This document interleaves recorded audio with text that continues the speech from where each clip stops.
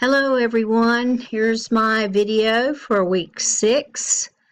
I can't believe we're 3/4 of the way through the semester, but we are, so here we are. Let's get going. So review of last week. Last week was all about the structure of DNA, and hopefully understanding that really pulled together the Human Genome Project that we worked on a couple weeks back. The sequence of bases in DNA determines the genes that we have, and that's what the Human Genome Project was all about, figuring out that sequence of bases in the human genome. Mitosis is the way that many cells divide, where the DNA is replicated, and then in a very, very organized way, those chromosomes are separated into the two daughter cells. And then you learned about transcription and translation, and that's actually the work of DNA, where the genetic code in DNA is translated eventually into proteins and RNA molecules, but mostly proteins. And many of those proteins are enzymes which run all of your biochemistry if you're an organism. So that's a little review of last week.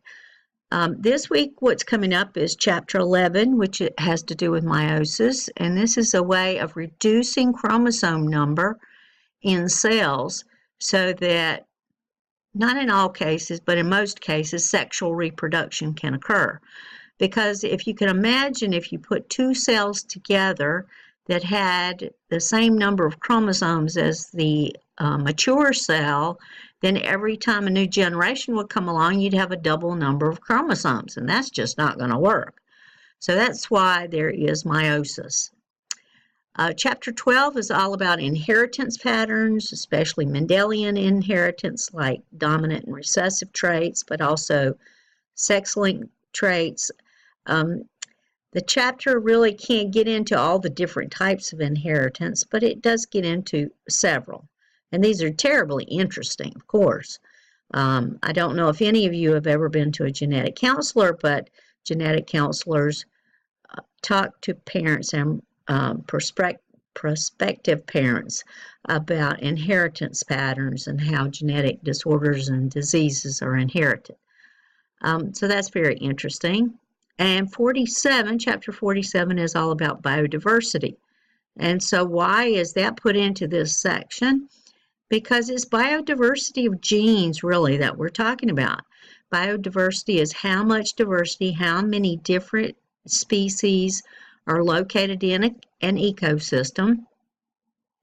And not only how many species, but how many of each species are in an ecosystem. This gives you a degree of biodiversity and how important that is. So I'm going to talk about that again in just a minute. Let me get on with the logistics for just a bit. Read the Module 6 overview. There are 2 videos for you to watch, one on meiosis and one called Tale of Two Mice. So far we found that there's a little problem with that video, and so I've given you a link to the YouTube video of the same information. It's sort of low quality because I think it was made 10 years ago, but still it's a good video, and it talks to you about 2 mice that are identical, but when you look at them you can figure out that they are not identical.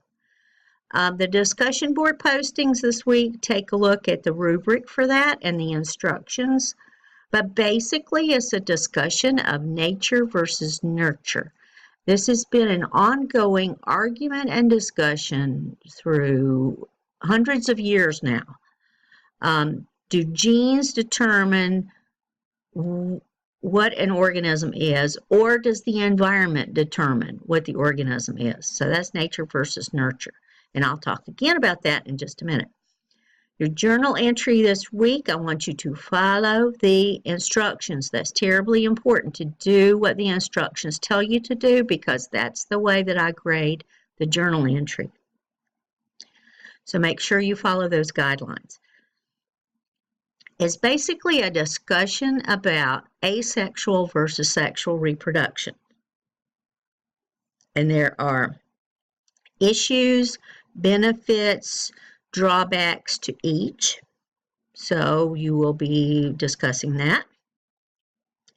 And you'll also be talking about genetic erosion in agriculture, and that means that we're losing genes of food crops and also food animals because of the ones that we're selecting to grow or produce. This also leads to another interesting idea, because there's a big push for this nowadays, to bring back heirloom varieties of especially in plants. There are just whole seed catalogs that you can buy. They give you a choice for different heirloom varieties of food crops, for example. So that's an issue too. That's a possible solution to this problem, because there are heirloom varieties out there. And then finally, you need to continue working on your final project. Make sure you're putting together your slides for your final project, because that is going to be due next week, which is week 7. Make sure you have PowerPoint slides and you have speaker notes for each of the slides explaining what that slide is all about. Okay, so you got a lot to do this week, and I'm going to help you with some of the subjects in the next couple of slides. So let's take a look. So the importance of sexual reproduction.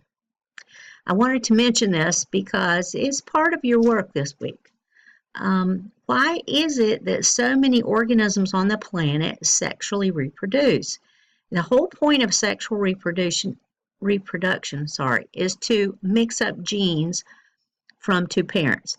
Now, I have put the Duggar family on my slide here because, you know, I can't think of many families nowadays in America that have 19 kids.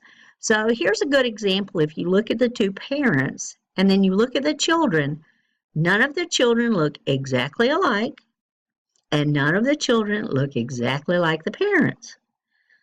This is the point of sexual reproduction, to mix up the genes.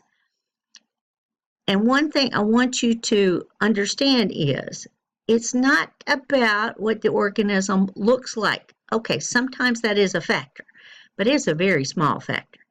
Really, it's mixing up all the different genes in each offspring. And so that gives you different biochemistry. I'll give you an example even in my own family. So my sister and I have both tried the sugar substitute sucralose. And she refuses to let anybody in our family put that in any kind of drink or food or whatever. And I could not figure out why.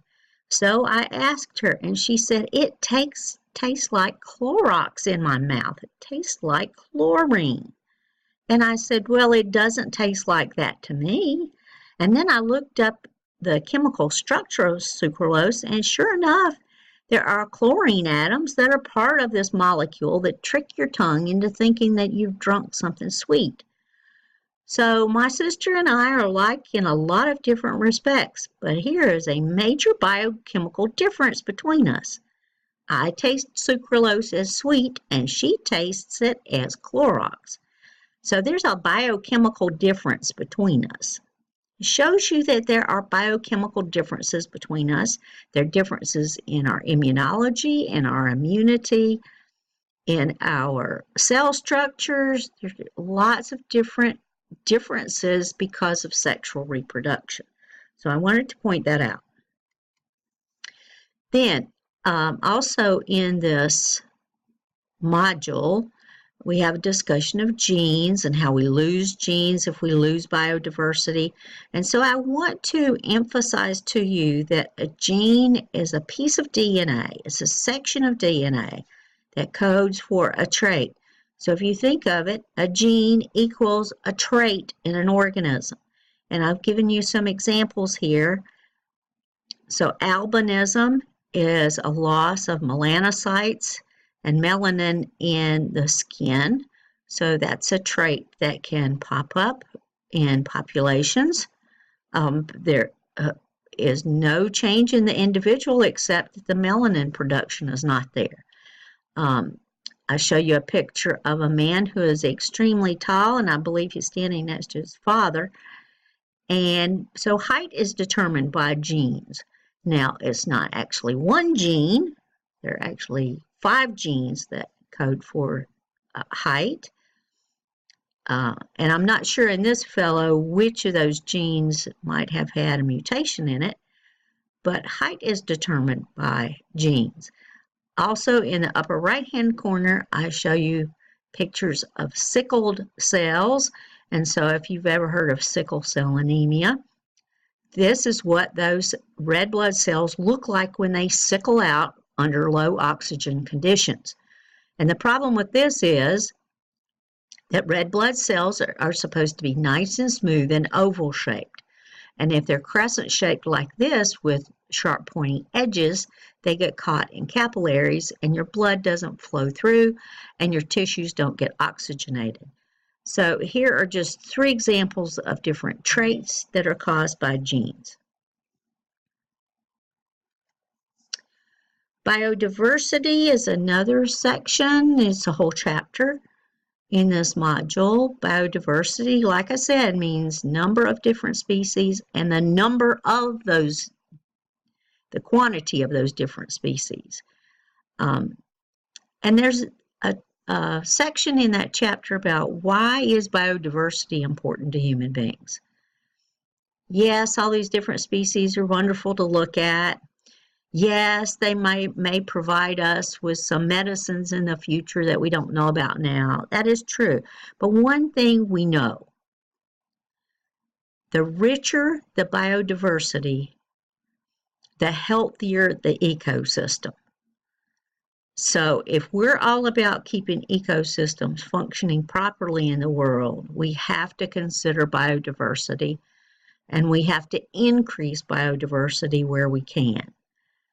So even if we don't understand exactly why we need to keep ecosystems as biodiverse as possible, we do know that this causes healthier ecosystems to exist. So I wanted to mention that. Part of this chapter, and especially your discussion post, is about the Tale of Two Mice video, is about epigenetics.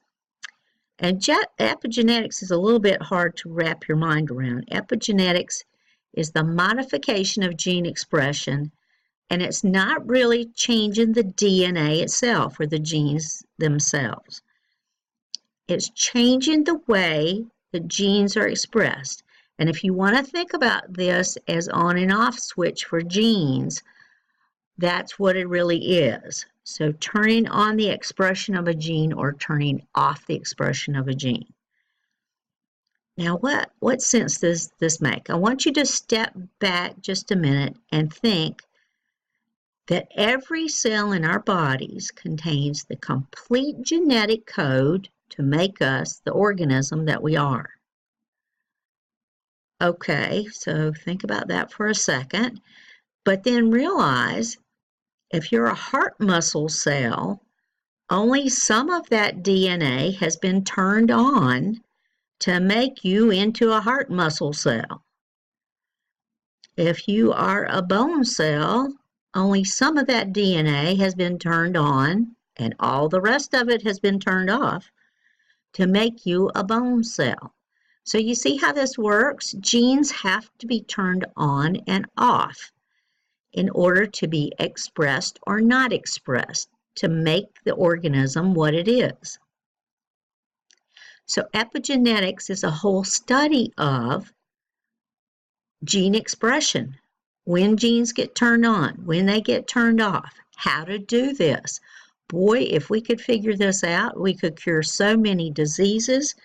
Cancer would just be in our imagination if we could figure out how to modify gene expression. This is a terribly important area of research in biology.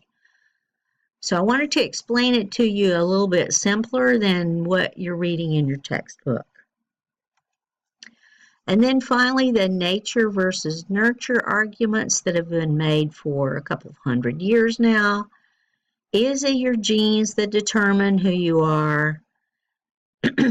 Is your whole being determined by your genes? Or is the environment responsible for making you who you are? Is it the way that you were brought up that has determined your personality? Or is it just inbred in you, your personality? This has been a huge argument for a couple of hundred years. And now we have epigenetics, which also indicates that the environment may turn on and off genes in our bodies, which help to produce different results in us based on what our environmental stressors are. So this is a nature versus nurture argument, and I can't wait to see what you come up with. All right, let's have a good week this week. I'll be looking forward to your assignments.